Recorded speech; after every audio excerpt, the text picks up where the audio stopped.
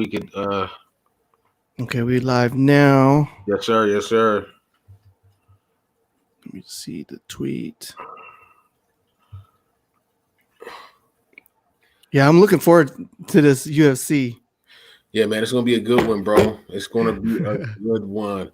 But what's going on, people? This is Fran 49er, aka Dre Berry, and my boy Bronze, man. Coming to you guys with another show, Niners All Day. We have a special guest today, Kyle Madson. If you guys don't know who Kyle Madson is, you should slap yourself. He has been doing 49ers content for a long time. He is a producer for 957 The Game. He's the managing editor of Niner Wire, USA Today, SMG co-host at Candlestick Chronicles on Blue Wire Pods. You guys should check that out. I just really wanted to, continue to interview people who have had a stake in making the 49ers brand bigger. It's not just about the team. It's about the people who push the content out there to everyday people like us. David Yang, what's going on, my guy? So we're going to continue to interview people who are doing journalism and how they started off because, we're basically starting off on the same journey as these people. A lot of people didn't start off with, 5,000-10,000 followers on YouTube and 7,000, 10,000, 15,000 subscribers on Twitters and all of that stuff. They all started off, you know what I'm saying, from the bottom, like me and Bronze are. So we're going to continue to bring you guys content. I'm actually working on a future NFL player. I'm not going to say his name because I don't want to ruin it for you guys. I'll just say that I don't even know. Because Bronze, he does like all of the fucking media stuff, and that's the stuff that takes like an extremely long time. I'm basically just a mouthpiece and reaching out to people. But I'll just say that he plays on defense, and he's not still actively in the league. We'll just say that. So we got some people here talking, bro. We got Roy Boy. What's going on? Yeah. With that being said, we got Kyle in here. Oh, Kyle, he's in here. Yeah. Boom. What's up, boys? Yeah. What's up? Chilling, man. Man, we appreciate you coming on, bro. We know it's a lot of things going on right now. You could have been doing anything other than talking to us on our small platform, man, but we really appreciate it. We felt like it was good to, tap in with people who have been doing 49ers journalism because it's a journey that we're starting off on. And I was just explaining to, a lot of the people that are watching, nobody started with a huge following. Everybody started on the ground level like we did. And I think it's important to have that input from somebody who's doing it on a professional level like yourself, bro. Yeah, man. That's just it. Is we all started on Twitter or whatever social media platform you were on.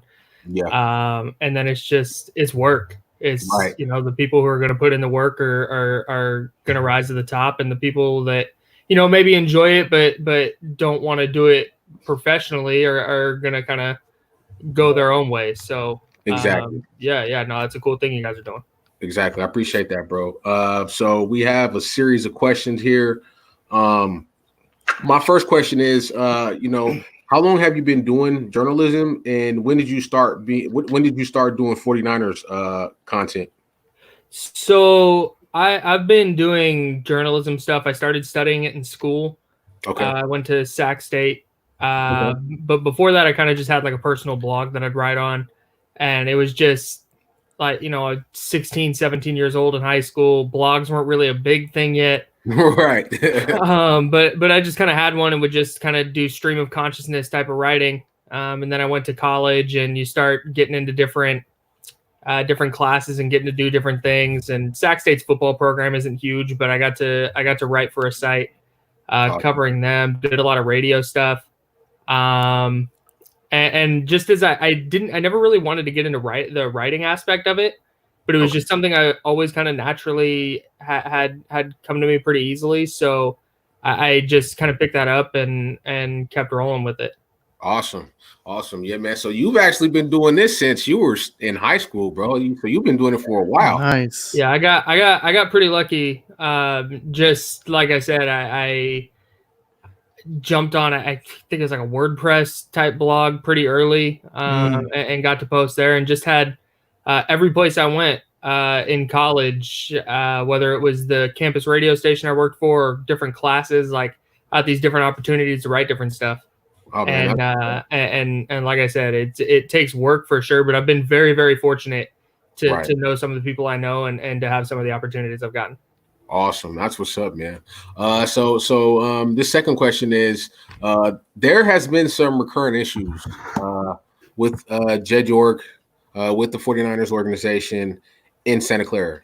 Even went as far as Santa Clara, they did a $1.4 million lawsuit against the 49ers because they felt like we should be paying for the security.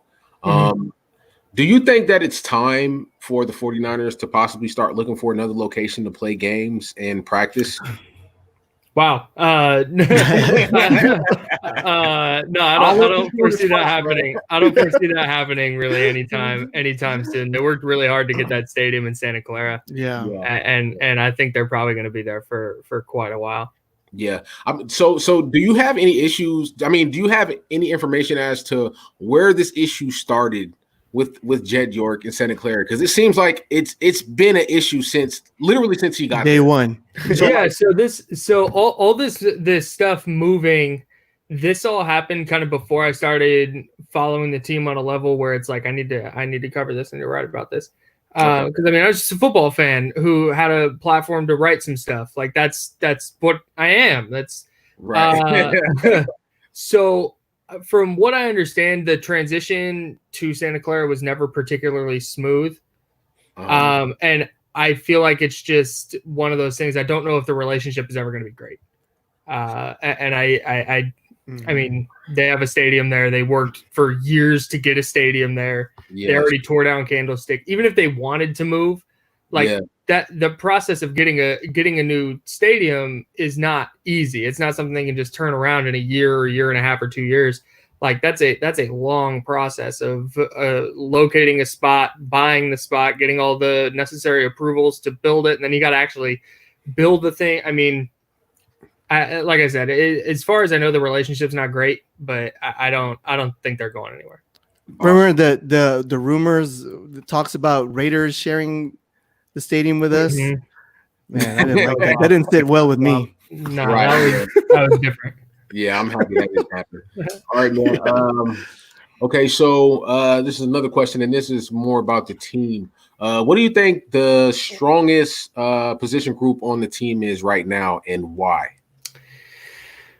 Oh man, it's probably it's probably the defensive line, just because it's so deep.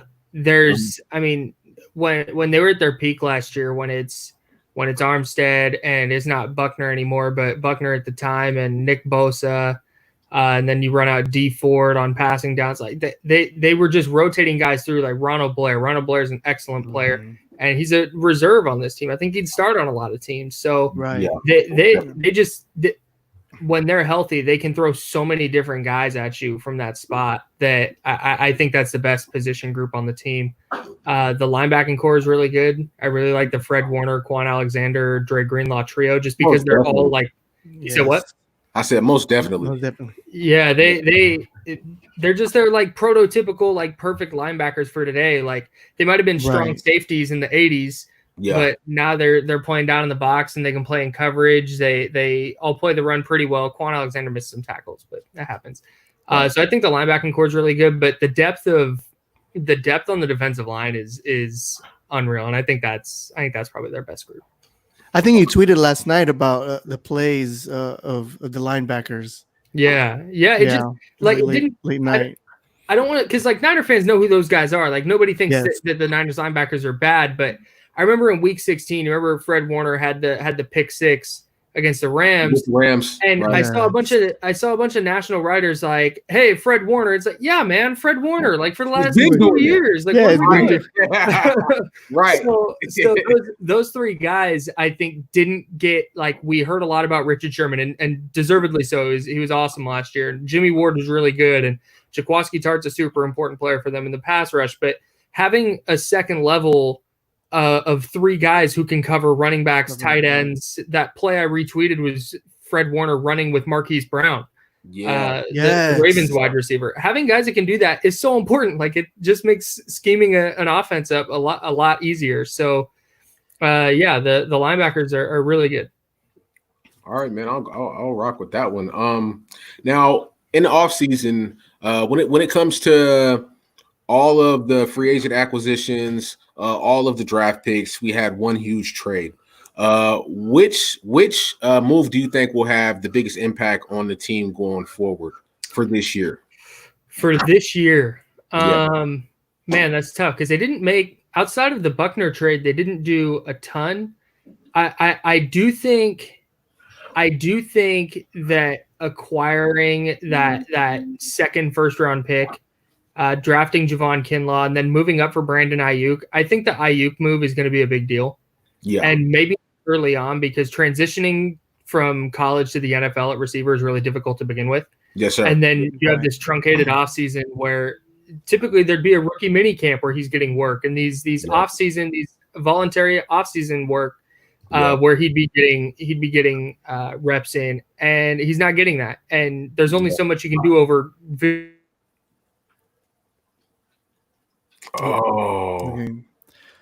But no.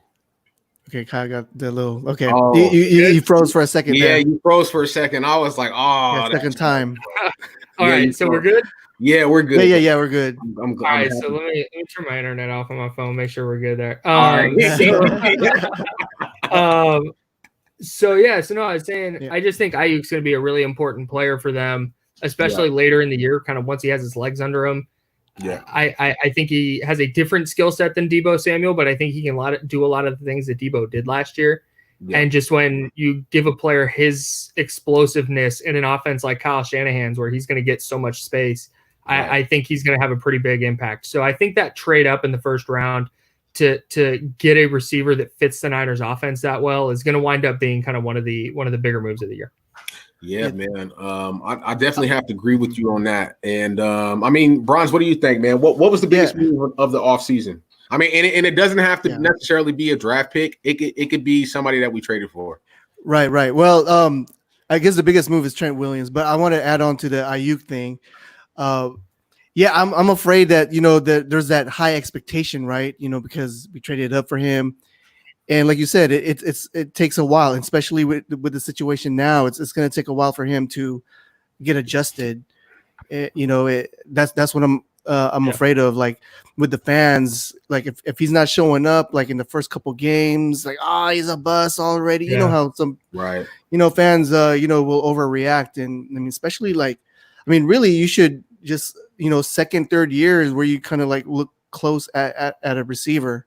You know what I'm saying? Like Deebo was a blessing for him to be productive, but so like what Dre was saying, I think Trey Williams, I mean, the godsend trade right there. I mean, the thing about Trent Williams is like the talk started last year and everybody was like, we know the Snyders hate the Shanahans. Like that shit is never going to happen. Right. Right. And then the third day of the draft comes around and I remember it to the T because I was doing a live stream for the draft, and 22 minutes into that third day of the draft, we traded for Trent Williams. And I was like, wow. So I went on my computer and I studied for about like 2 hours after the draft. It's never happened in the history of the NFL. No team in the NFL has ever traded for a 7-time Pro Bowl left tackle on the third day. It's never happened, right? And you did it with the owner that we know has a horrible relationship with the Shanahans.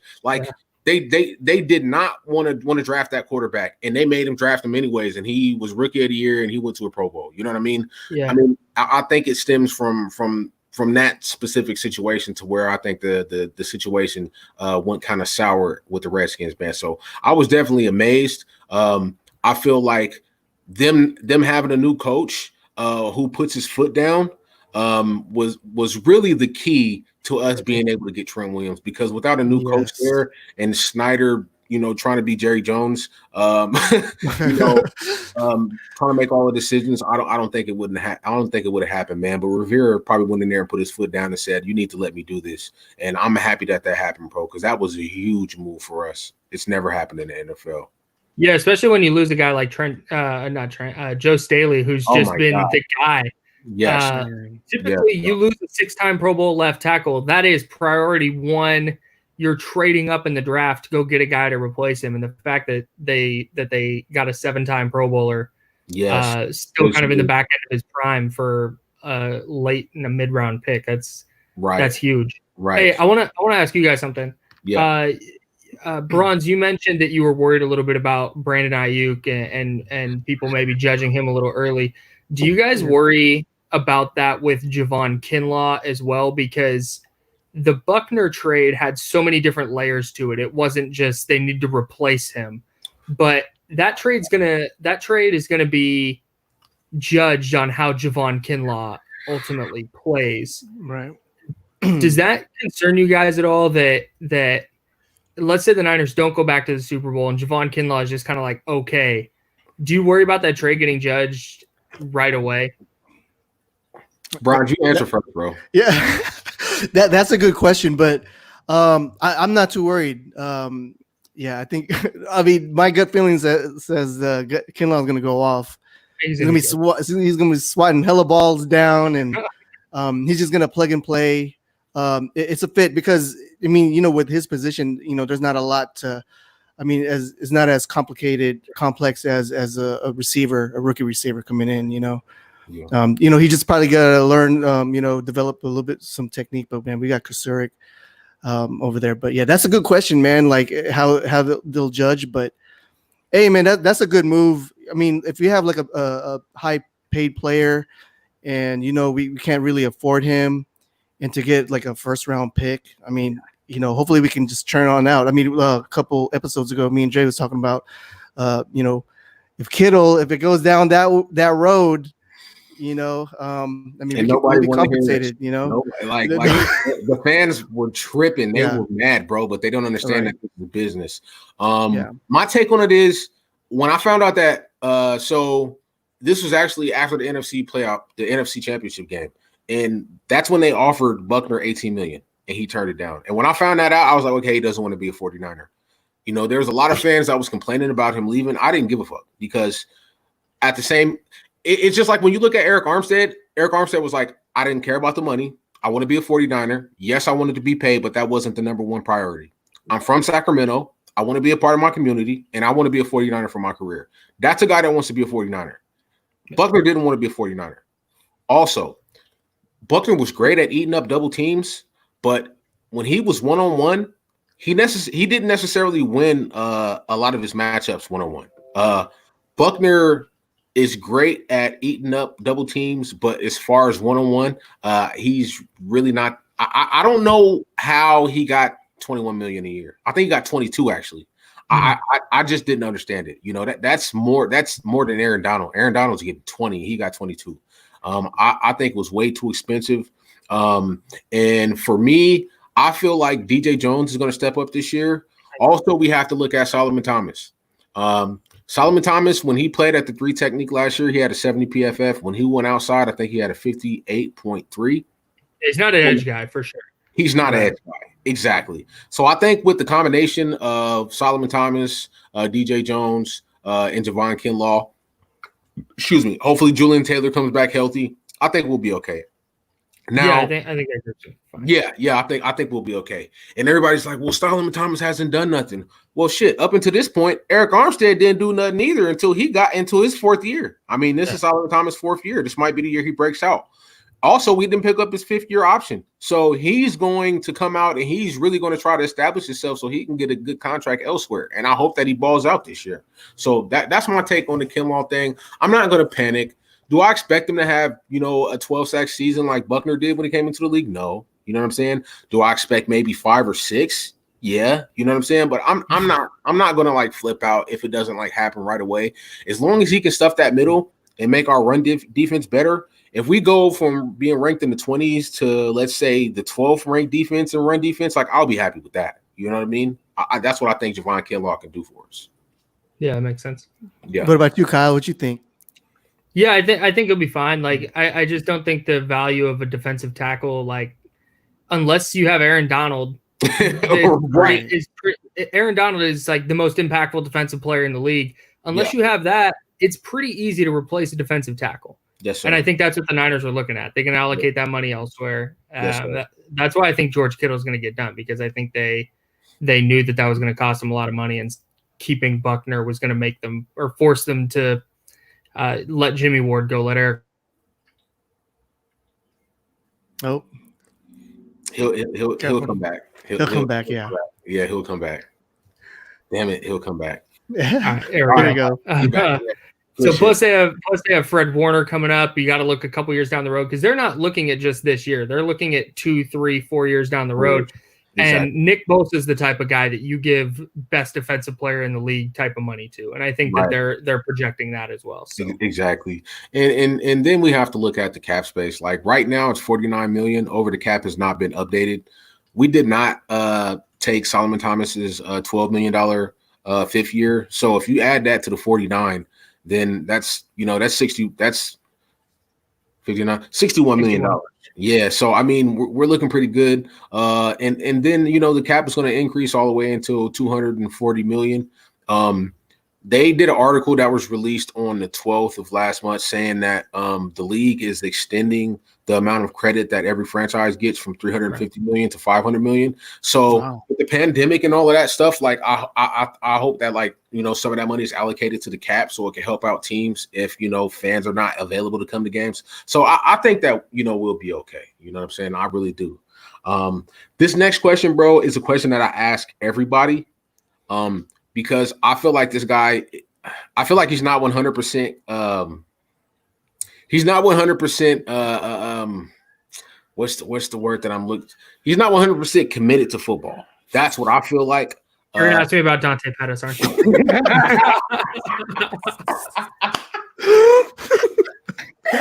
Hey, bro. Oh, man. I already know what I was gonna say, bro. Yeah, that's obvious, right?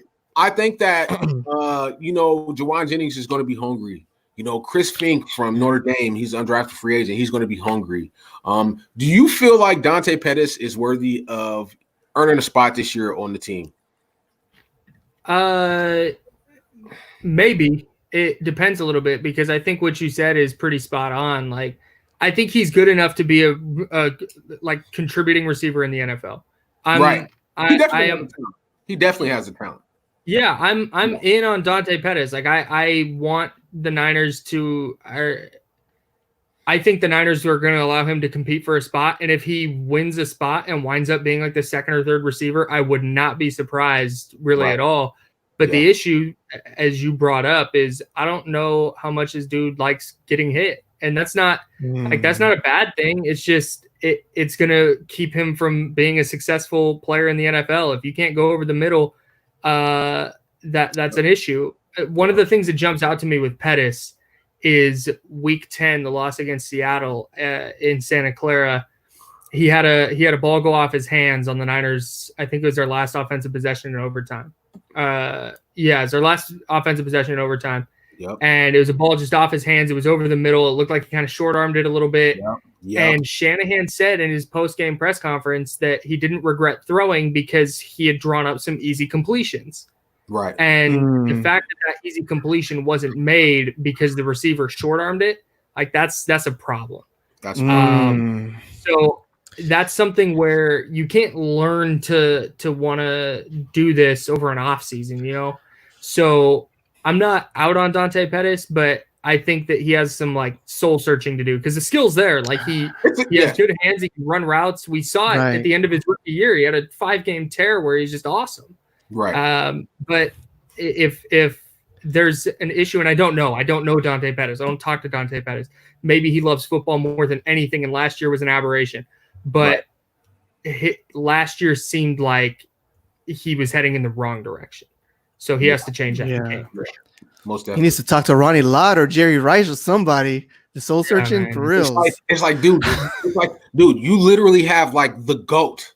You know what I'm saying? Like Jerry Rice is there. He's there hanging out. He's like the greatest football player to ever play NFL football. You know what I'm saying? Yeah, it's arguable for sure. Yeah, this dude was 30 all the way from 33 to 37. This dude had 1,200 yard seasons consecutively. Like that's hard to do, bro.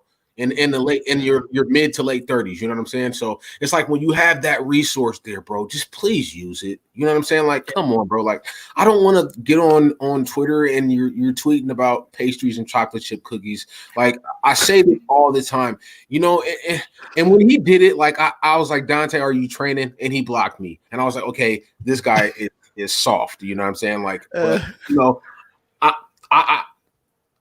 I agree with you. He has the talent. And if he proves to be the second or third guy on the totem pole, I will not have anything to say. Like, I will support him because I don't support the names. I support the names on the back of the jersey, but I'm more for the name on the helmet. You know what I'm saying? Like, I'm a 49er fan. You know what I'm saying?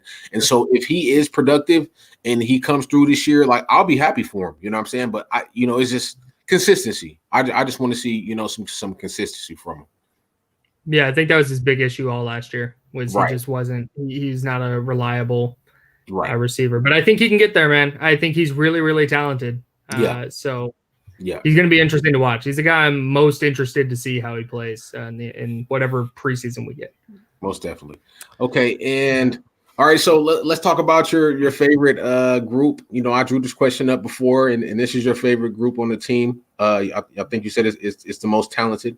What defensive lineman is the most important to the continued success of the front four's dominance this year?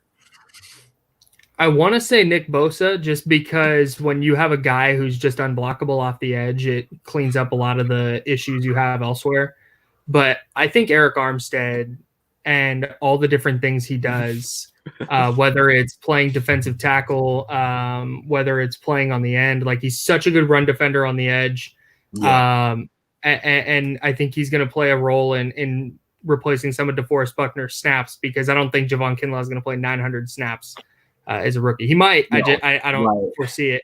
So if Armstead is as good as he was last year, I think they're set. I think they're going to be fine. If he regresses a little bit, having to make up for the loss of Buckner while also trying to figure out how to replace Armstead's production, that suddenly becomes a massive problem, because I think Bosa is going to be a 10 sack a year guy, 10 plus sacks a year. Just pencil him in. He's fine. Right. Most definitely. Armstead, though, when you talk about the most important, they paid him to be the guy. Exactly. And I think that's going to be really important. Okay. All right. I got a question. Just thought of on the offensive side, which wide receiver or running back, who's going to be more productive this year? Oh, dang. I think the receivers, because man, I think it's the receiving core, because I think that the defense is going to regress a little bit, and that's not to say they're going to be bad, but they were so historically good last year. They were so historically good last year that and like I said, they could still be a top 3 defense, and they could, especially in the passing game. Like, I don't think they're going to allow 150 yards passing a game again. I just don't think that's going to happen. So I think they're going to have to throw a little more. I think having a guy like Ayuk is going to be a big deal. I think Trent Taylor is going to be a really important player. If he's healthy. I think Deebo Samuel's going to see some additional work, and Kendrick Bourne's really good. So I think they have a lot of pieces at receiver. I see this comment here: Jennings and Hurd are going to be problems. Like, if Jalen Hurd is healthy, I think he's really fascinating. I think they have a lot of players who can be super productive at receiver. Health's a problem, and then the passing game and how good that's going to be is an issue. But I think probably the receivers, I think, are gonna see some added production this year. Okay, that's what's up, bro. Okay, so we got 4 players, okay, and it's broken down into 2 groups. Okay, so I want a breakout player on defense, an honorable mention, and then I want a breakout player on offense and an honorable mention on offense. Okay, so a breakout on D and O, and then honorable mention. Okay, I'm taking notes because I'll definitely forget. Okay, so a breakout player on defense.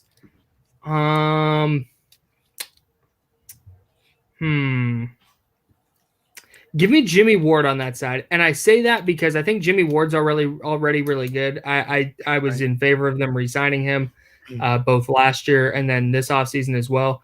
But I think this is the year that Jimmy Ward kind of gets into the national conversation of being a really, really good safety. His health is still a problem, but he was healthy for 13 games last year, played basically 100% of the snaps. So Jimmy Ward, the longest ever, right? That was his longest ever. It seemed like. Yeah, he played a full season his second year. Okay. But I mean, the fact that he was essentially on the field for every snap that he was available was a big deal. So I think this is the year that Jimmy Ward kind of enters the national conversation as one of those kind of top end free safety types. Honorable mention though, I think Emmanuel Mosley is going to win a starting job. Oh, let's go! Yeah. Akella Witherspoon. It's just been 3 years of kind of like up and down. Yep. And Emmanuel Mosley, now he didn't win the starting job. And remember, he wasn't even the first cornerback off the bench when Witherspoon went down. Barrett was. Yep. So I think Mosley's got some work to do, but I think he wins a starting job, and I think he's going to be a really good player once he is in the starting lineup. So he's my honorable mention on that side. Good shit, bro. All right, and what about offense? On offense, give me a breakout player. Give me Trent Taylor.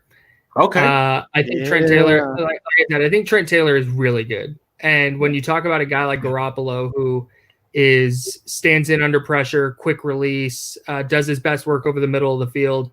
If you have a guy like Trent Taylor who's so good at getting open in tight spaces, I think that's a really valuable asset for a guy like Garoppolo. We saw that in the 5 starts in 2017. Taylor was hurt in 2018 or coming off back surgery. So I think those two are going to be a big deal. And honorable mention, I think it's Jalen Hurd. Okay. Just because his ceiling is so high. Maybe he may not even make the team. Like maybe he's just not going to be what they need him to be, and it is what it is. I don't think they cut a 3rd round pick in year 2. Maybe they will. But his ceiling is so high where he could be playing running back on one snap, and then he's split into the slot on the next snap, and then he's lining up as an inline tight end on the next. Like a coach like Kyle Shanahan is going to do so many different things with that guy. Yes. That he's going to be my honorable mention because he needs to stay healthy and. Cut off. I'm excited though, man. For reals, what he said. Yeah, running back play, slot. Oh my, tight end. Like my. He's back, bro. Yeah. Like I said, that's a ceiling. That's a long shot because that's a lot of different things to learn, and he didn't play much last year, as you saw. He went out in the second preseason game, but.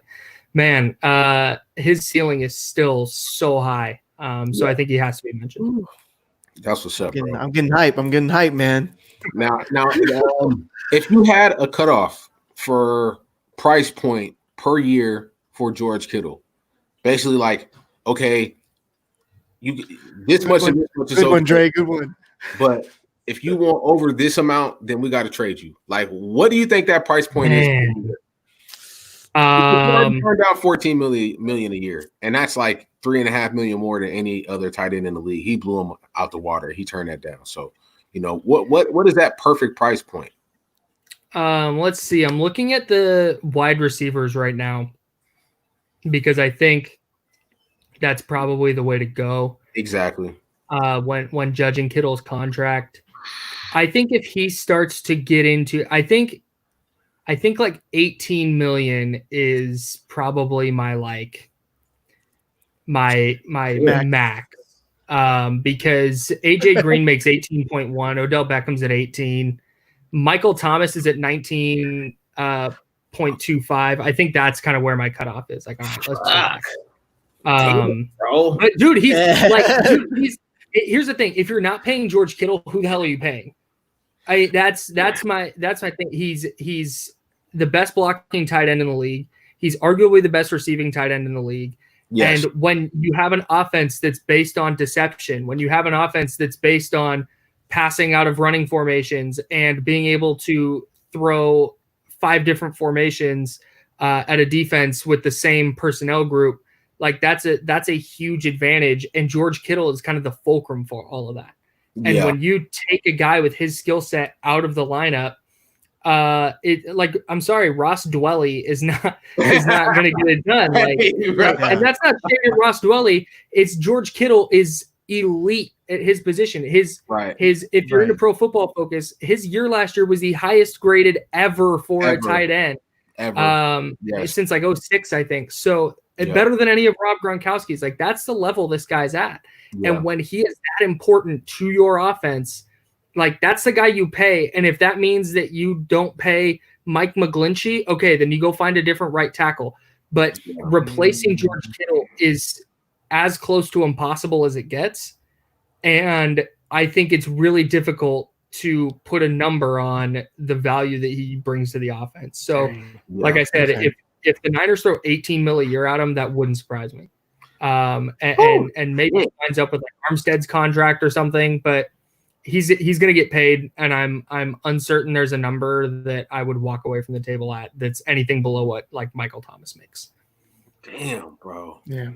I mean, do you really think he's going to ask for $18 million a year though? Like, George, you can't. No. I just threw a number out. Well, I heard what they say. 14. They offered 14. Is that what the rumor is? I just hope he takes like 16, because 16 I think is probably about where they land. Yeah, because it's like if you look at wide receiver money, it's like, okay, if you give him 16 a year for 5 years and then you guarantee him 38, like DeAndre Hopkins got guaranteed 36.5. So like you're getting, you know what I'm saying? Like you're getting $1.5 million more than DeAndre Hopkins, bro. Like, you know what I'm saying? Like, come on, rock with us, bro. The thing that's hovering over all of this is something you guys brought up earlier, which needs to be stated over and over, is teams don't know what the cap's going to look like next year. Yep. Like everything is so uncertain. Yeah. And I don't think the league's going to hang teams out to dry, but if the cap is going to stay stagnant or even go down 5 million or 10 million or whatever, that's something that the Niners have to factor in with these George Kittle negotiations. Yeah. So they can't just be like, yeah, here's a blank check. We'll figure out the cap stuff later, because they don't know what the cap's going to look like. So yeah, I think they get something done though, unless he's going to be completely unreasonable and say, I want 23 million a year or something insane like that. I don't think he's going to. Right. But those are the circumstances where I think the Niners kind of look into doing a DeForest Buckner type deal where they're trading him, but they don't have the 5th year option with Kittle. Like if George Kittle was going to get moved, it would have to happen now. No. Right. So, and I just don't see that happening. Okay, bro. Outside of Kittle, who's the most important free agent to re-sign next year? Well, this coming up year, this summer. It's a good one. Because we got some good ones. We got K'Wan Williams. We got Trent Williams. We got Mosley, Kendrick Bourne. It's a lot. Those two guys are the first. The two Williams, Trent and K'Wan, were the two that popped into my head. Okay. Trent Williams, it depends, but if he's going to be an elite left tackle, like you got to pay that guy. Got to pay him. But K'Wan Williams, I think if you're looking on the defensive side, it's got to be K'Wan. Like, Emmanuel Mosley, take it or leave it. Same thing with Akella Witherspoon. He's going to be a free agent. Richard Sherman turns 33 next offseason, so that's one that you got to kind of see how he plays this year. Yep. But K'Wan Williams like an elite slot corner. He is an elite nickel corner, and when you have a guy like that, he might get priced out just because the Niners have so many other guys to re-sign. But I think when you look at that list, I think Trent Williams has to be at the top. Yeah. Assuming he's a Pro Bowler type player. Yeah, most definitely. Well, man, we really appreciate you coming on. I would like, what I'm saying, I would like you to plug, all of your platforms, because you have a lot of them. One of them I listen to all the time. So, go ahead and plug your platforms, bro, and let them know, where they can find you and get some of your content at. Yeah, man. NinersWire.com. Writing stuff every day there. Kind of slow right now, but just coming up with some different depth chart type stuff, looking at different numbers that jump out while going through those. And then Candlestick Chronicles. You can subscribe to that wherever you get your podcasts. Yes, I host that with Chris Peterman and the Sacramento Bee. We're doing depth chart stuff now, just as a different way to go through the roster. Yeah. And then we're also doing what we're calling Old Rush, where we're going back through some old Niner games and rewatching those and having a lot of fun doing that. So, dude, the 2011 49ers were a chore to watch on offense. Oh dude. my It gosh, was brutal. I don't remember it being so I think that was like the last of the Mohicans. Were like Dante Hittner, you know what I'm saying, and Deshaun Ghostin were like knocking somebody out of the game like every other week. It was it's so crazy. It's such a different brand of football. Like it is. The Niners are just running like this. They run stop routes and the same wham running play and it's just, and every once in a while Frank Gore breaks it for 40 yards and that's their offense. It's been, dude, I don't remember their offense being so hard to watch in the moment. But going back and watching it now after watching Kyle Shanahan work his magic for 3 years, it's like, man, how did they win any games? Hey, dude, it was like Harbaugh had he had a list of 25 plays, and he would run them, and then he would audible and run them to the other side. And it's like, how did that work for 3 years, bro? Like, how are we able to stay at the top of the NFC for that long with that? Like the offense was super simplified. It's like once people caught on, like they caught on, and it was like shit. We couldn't do shit with it. Like you know what I'm saying? Like, those were the good days though. We're having a really good time rewatching it though. There's a lot of fun stuff. So man. So you guys just heard Kyle plug all of his platforms, man. He's been doing this for a long time. I've been following him for a while. Kyle, man, we really appreciate you coming on. We have a very small platform. This is only episode 7. You could have been doing a lot of other things, bro, but you decided to come on with us, man. And we are grateful, appreciative of that, because this is what helps platforms develop into something bigger. And man, we really appreciate you. We will be supporting you. I'm already locked in to Candlestick Chronicles. If you guys don't know what that is, I'm telling you guys, go check it out. It's a damn good show, man. And I appreciate you coming on, man. Yeah, thanks, fellas. Anytime and anything I can do to help, let me know. I appreciate it, man. All right, Kyle. Thanks, man. That's what's up, bro. Yeah. And he just brought back memories with the 2007. That was that was crazy, bro. Like when you go back and watch how simplified the offense was, you know what I'm saying? Like it's amazing that Harbaugh was able to do that, man. Right, man. It's when he mentioned K1, being elite. Yeah, I think he's the best nickel corner. I think, dude. And then when I was thinking about like, man, how many elite players do we have? You know what I'm saying? Like, Kittle, like he's probably like he's the best TE. Yeah. Juszczyk, he's the best fullback. Yeah, most definitely. Trey Williams, we got the best tackle.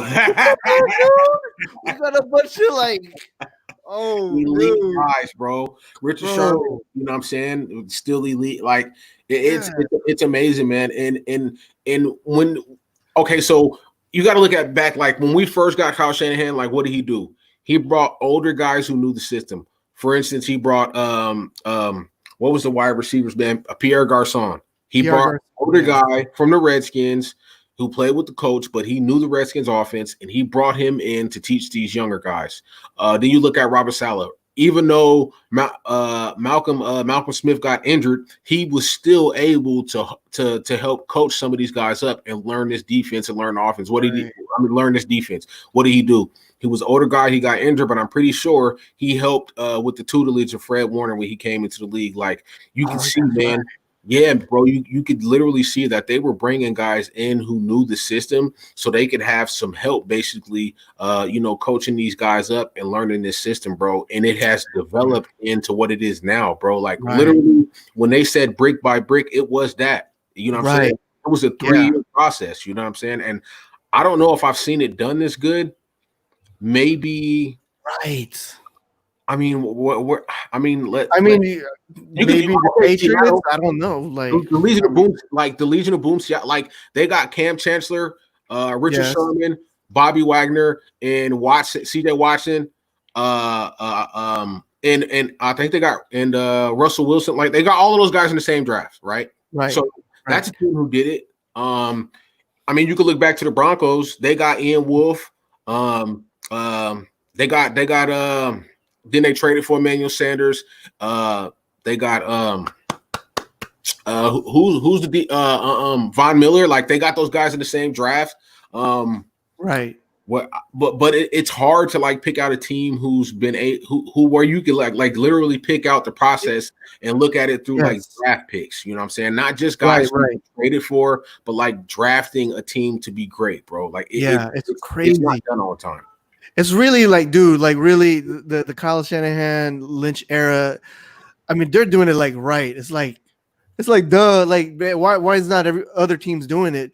And like the way how they set it up, it's the sustainability where we can be successful for a long time. Like what you're saying, you know, like we bring a couple of veterans here and there to to teach the young people, and then when the young people gets older, and we bring the new young people, they teach them, and it's like it's that cycle. You know what I'm saying? Right. And then like you're saying, like with Buckner, I mean, if you have like an elite player and he wants to get paid, and we can't afford him, he's like, okay, trade him. Boom, we get like another high draft pick, and it keeps going and going, man. Exactly. No, David, no. We will never say that name in this chat. Okay. Brian can never be said on this platform, okay? Yeah, that was a stopgap play. I mean, pick, right? Because that's a flag on the play, bro. That's a 15-yard personal foul. We will never speak of that name in this chat again, okay? Like, we don't want to go back to those days. Right. Pretty bad, man. I was a fan of Mahomes, bro. Like in the draft, I was a big fan. I didn't know he was going to be this good. Right, I was telling let's be honest, bro. Like, who did? Like, he was at Texas Tech. It's a team known for it's an air raid offense. You know, the quarterbacks are going to throw for like 40 touchdowns and like 15, 17 interceptions. Like, but who knew that Patrick Mahomes was going to be that good? Right, you know what I'm saying? And we also have to look at you have Sammy Watkins, you have Travis Kelce. Who's a little fast guy? You got Tyreek Hill. You got Denard Robinson. You got Mecole Hardman. It's not like he doesn't have weapons, bro. You know what I'm saying? Right. It's kind of like he went to the perfect system with the perfect amount of weapons, and it worked out for him. It's almost like George Kittle. If George Kittle was not drafted by Kyle Shanahan, would he be this good? I don't think. I don't think he would. You know what I'm saying? And that's what happened with Patrick Mahomes. Like, he went to the perfect place with the perfect amount of weapons, bro. Yeah, that's it. And he has Eric Bieniemy, like, probably right behind Kyle Shanahan is one of the greatest offensive minds in the NFL right now. He should be a head coach. You know what I'm saying? So it's like it's about system, it's about personnel and who you're playing with. And sometimes guys get drafted into the correct situations. You know what I'm saying? Right. That's true. Yeah. Yeah, bro. Man, well, that's good, man. It was another good episode, bro. Yeah, most definitely, man. Episode 7 of Niners All Day, man. We appreciate everybody who came in to rock out with us. We don't give a damn if it's 5 people. We don't care, because at the end of the day, like, people are going to continue to see this platform grow. Like, the content is not going to stop. We're not going to stop with the good interviews. We're going to get people who know what they're doing. We're going to get professionals in here. Like I said, I'm working on a player that used to play with the 49ers. He's currently retired. I'm also working with another writer. I'm not going to say any names, but you know what I'm saying? Like, we're just going to continue to bring you guys great content. Yeah, man. We keep it going, like, off season, you know what I'm saying? And then, like, when the season comes, woo, yeah, this is the only thing I'm really looking for in life. 2020 is football. That I tell my people, at work, my family, like, I'm really looking for Niner football, man. That's it, bro. It's like, it's been so shitty. Like, yes, like okay, this is the year. Like, I've been telling my significant other, like, I'm sorry, babe, like, I'm going to a game this year. Like, you know what I'm saying? Like, if you can't go, I'm sorry, but I'm going to a game this year, right? And fucking that's canceled. Like, might not be able to go to no games. Then there's no pools or community centers open. So, like, it's gonna be hot in the summertime. Like, you can't go dip in the water. Like, it's just been such a bad year, bro, to where I just want to watch football. You know what I'm saying? Like, just give me football, So yeah, man. And with that being said, man. Oh yeah, man, we're doing a giveaway, the Running Lot action figure, man. Once we hit 200 subscriber, man. No. Higher. Okay. Higher. What's the number? What's the number, Trey? You get the number. This is the thing, people. Like, we could sell ourselves short, or we could go for the big ball, man. when we get to 500 subscribers. Yes. Okay. When we get to 500 subscribers, Bronze, he has a Ronnie Lott classic action figure. I'm going to buy a jersey, and you know what I'm saying, that's going to be another piece. And probably like a hat or something. Like 1,000 one. That'd be awesome. Get to 1,000. You know what I'm saying? We can monetize this thing. You know what I'm saying? Yeah. And also, I had a conversation with Kevin, who's the CEO of hold on, Blue Wire. Yeah, he's CEO of Blue Wire. I talked to him because they're looking for people to come on and bring their platforms and start more podcasts. I had a conversation with him in his inbox yesterday. And so, you know, I'm just going to be sending him episodes. Like I sent him the Grant Cohn episode. I'm going to send him this Kyle Madson episode. And hopefully, you know what I'm saying, he gives us a shot, man. And you guys will be seeing us on Blue Wire also, where we can just download the episodes and we can go live on there as we're going live on all of our other platforms, man. So, you know, we're just going to continue to work. You know what I'm saying? That's all we're going to do. We're going to continue to work. I start training for my apprenticeship pretty soon on June the 8th. So, you know, nice. Yeah, man. Stuff is starting to get a little bit better, man. It is, man. Yeah, it's starting to get back to normal. You know what I'm saying? Yeah. But we're definitely going to continue to bring you guys this content, man. And we appreciate and we love you guys and appreciate you guys, bro. Roy boy, man. Appreciate it, bro. All right, man. Shout out to everybody, man. We out. We out. Peace.